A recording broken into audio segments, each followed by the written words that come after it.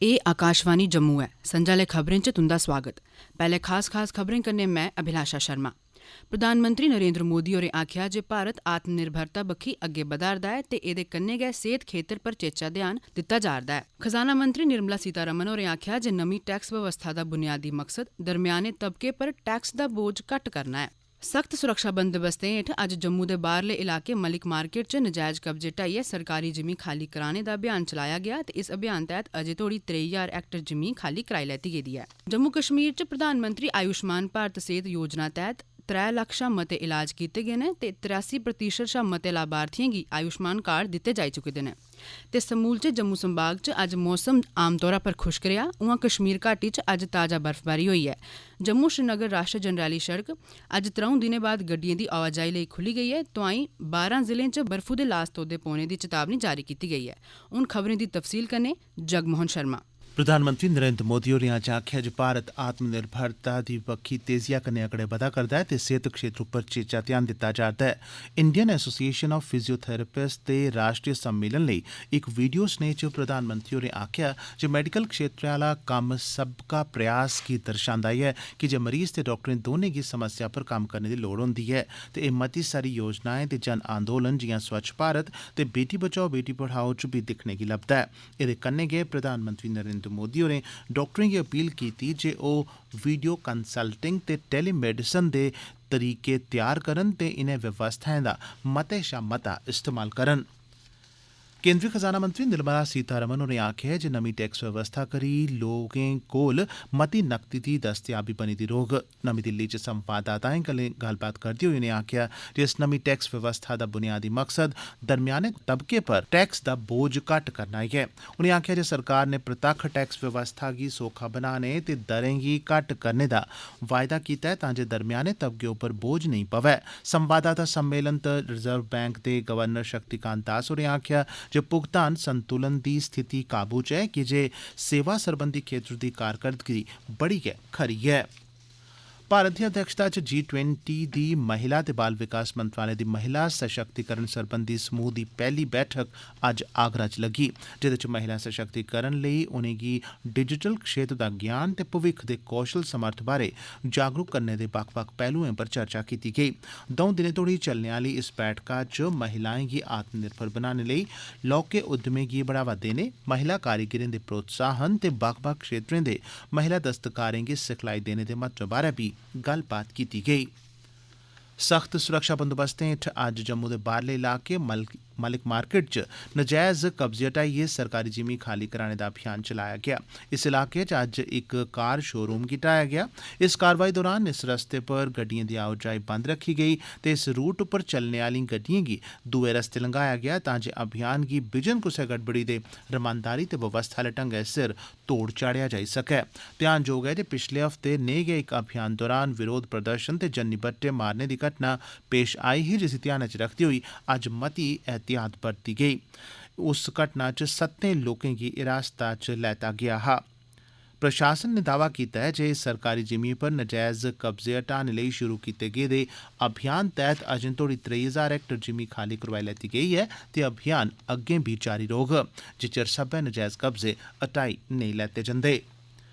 केंद्रीय मंत्री डॉक्टर जितेंद्र सिंह होरें अज्ज प्रधानमंत्री रोजगार सृजन कार्यक्रम तैह्त उधमपुर जिले दे केईं लाभार्थियें गी स्कीमै तैह्त बिजली कन्नै चलने आह्ले मिट्टी दे भांडे बनाने आह्ले चकले, नुक्कें दी मरम्मत सरबंधी टूल किट ते सिखलाई प्रमाण पत्र भेंट कीते। इस मौके उनें आखेआ हमें आने वाले समय में KVIC के माध्यम से और सहयोग मिलेगा और युवाओं के लिए नए विकल्प रोजगार के भी, स्टार्टअप के भी, जीविका के भी उपलब्ध रहेंगे। मैं आपसे ये अपील करना चाहूंगा कि समाज में थोड़ी सी जो जागरूकता को लेकर के कमी है इस विषय को लेकर के, और कुछ 1,000 की नौकरी के लिए हम अपने समय गंवा देते हैं धरना प्रदर्शन में, उससे अगर हम हट करके अपनी मानसिकता को उससे मुक्त करें तो ये इतने विकल्प हैं जहां पर आमदनी भी कई गुना है और उसकी प्रगति, उसका ग्राफ भी दिन प्रतिदिन ऊपर जाता रहता है। मुल्खै च कोरोना कसरियें दे नरोए होने दी दर ऐल्लै 98.81% ऐ।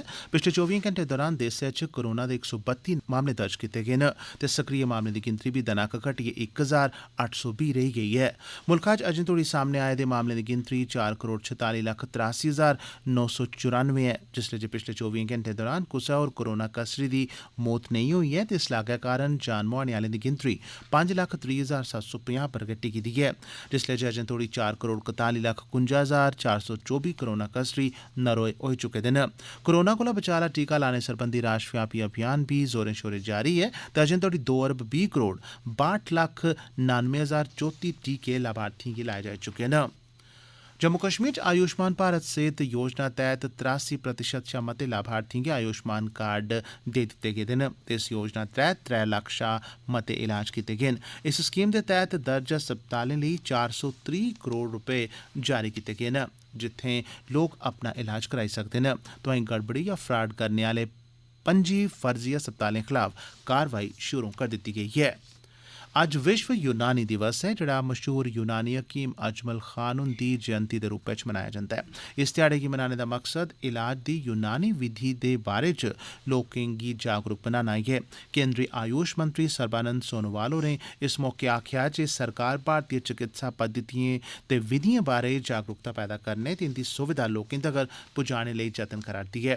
भारत दे आयुष मंत्रालय ने योग, सिद्धा, आयुर्वेद, यूनानी ते होम्योपैथी चिकित्सा विधियें गी शामिल कीते दा ऐ।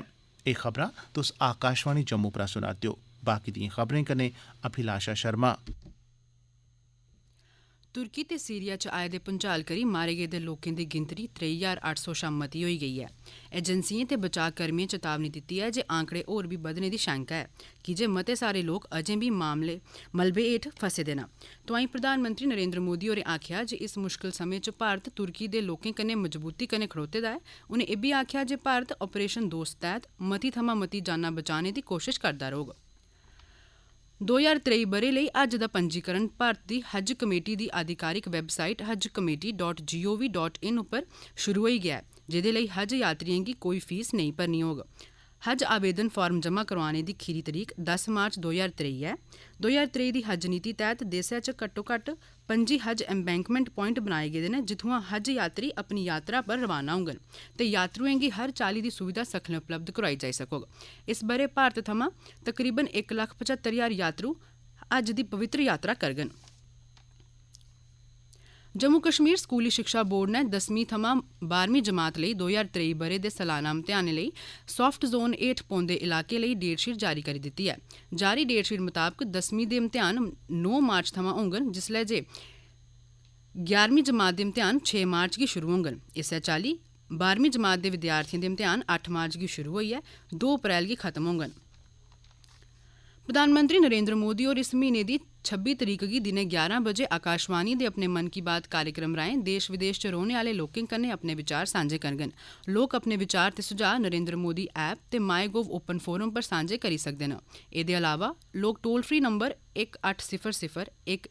1800 पर फोन करियै बी प्रधानमंत्री हुंदे लेई अपने संदेश हिंदी या अंग्रेजी भाशा च रिकार्ड करवाई सकदे न।